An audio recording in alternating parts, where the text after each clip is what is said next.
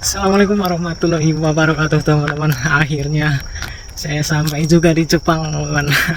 Alhamdulillah ya, setelah kemarin perjalanannya super panjang dan ya melelahkan teman-teman, karena saya itu kemarin kan naik Thai Airlines, pesawat yang dari Thailand gitu. Total perjalanan itu 16 jam teman-teman. Sebenarnya sih perjalanan naik pesawatnya itu cuma 9 jam lebih dikit lah, dari Bandara Soekarno-Hatta ke Bangkok Thailand itu cuma 3 jam. Kemudian di Bandara Bangkok ke Tokyo itu Bandara Narita itu sekitar 6 jam, itu 20 menit kurang lebih teman-teman. Masya Allah. Tapi transitnya itu kan di Bangkok, itu nunggu pesawat lagi yang ke Narita Tokyo itu 6 jam transitnya teman-teman, karena saya sampai di Bangkok itu jam 16.02.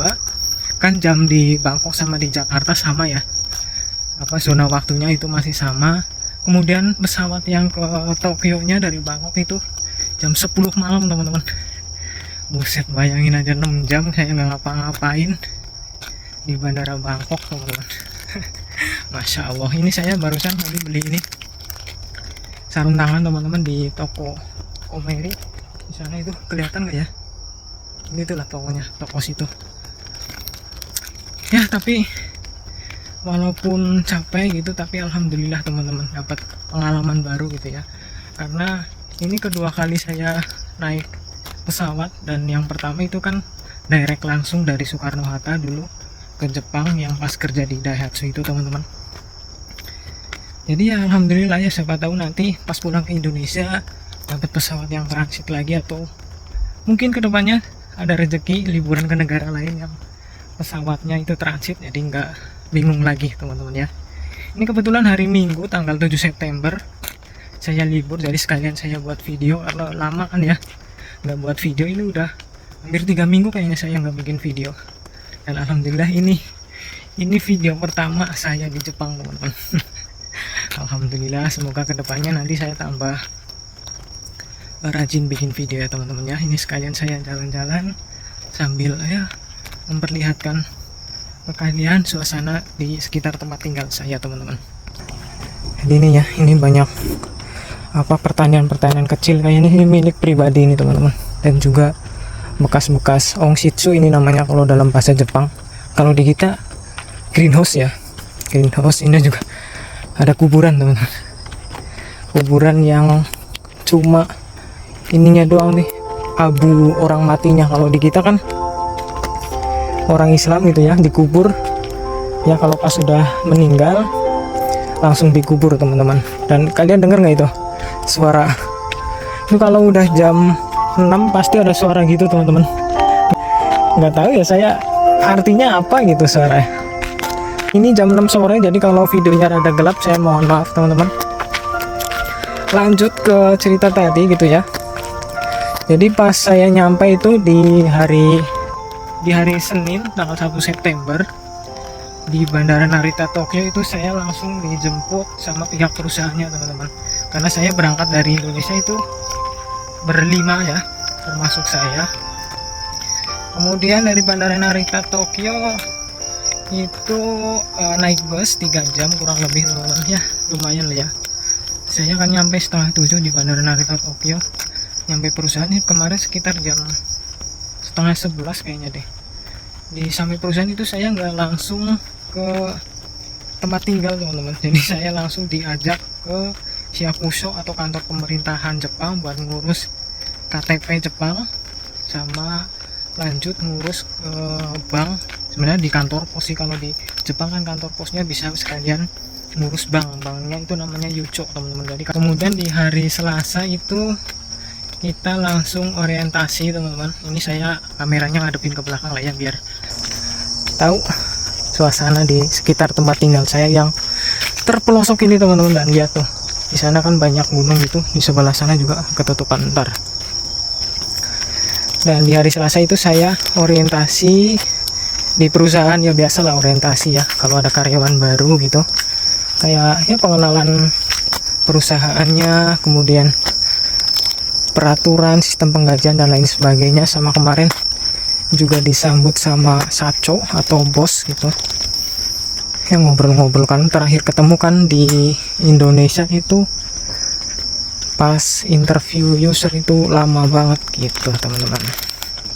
Nah, ngomong-ngomong itu kan saya kerja di Jepang itu di perusahaan pertanian teman-teman, dengan sistem nomaden. Jadi untuk saat ini saya ada di perusahaan pusat ya, karena masih musim panas, masih garap ini teman-teman, lobak atau daikong kalau bahasa Jepangnya. Itu di sana juga ada itu pertanian ya, entah milik perseorangan atau PT itu. Jadi ya kalau pas musim dingin nanti dipindah ke perusahaan cabang yang lainnya teman-teman, karena kalau di sini musim dingin itu sayuran nggak terlalu banyak gitu. Jadi sekiranya orang yang berlebih itu dipindah ke kantor cabang yang lain yang sekiranya kerjaannya lagi banyak gitu ya. Jadi beda sama pertanian-pertanian lain, kan biasanya kan ada tuh orang yang kerja di Jepang di bidang pertanian kerjanya itu cuma 8 bulan. 4 bulannya itu biasanya entah itu pulang ke Indonesia atau bisa nyari pekerjaan di perusahaan lain untuk sementara gitu. Tapi ya lumayan lah, nomaden gitu ya, jadi bisa jalan-jalan, tahu tempat yang lain gitu teman-teman ya. Ya ibaratnya hitung-hitung liburan gratis lah. Walaupun sebenarnya rada ribet juga sih kalau pas kemas-kemas barangnya gitu ya, mungkin baru 2 bulan kita harus pindah lagi gitu. Terus di hari Rabunya itu saya langsung kerja teman-teman, panen lobak.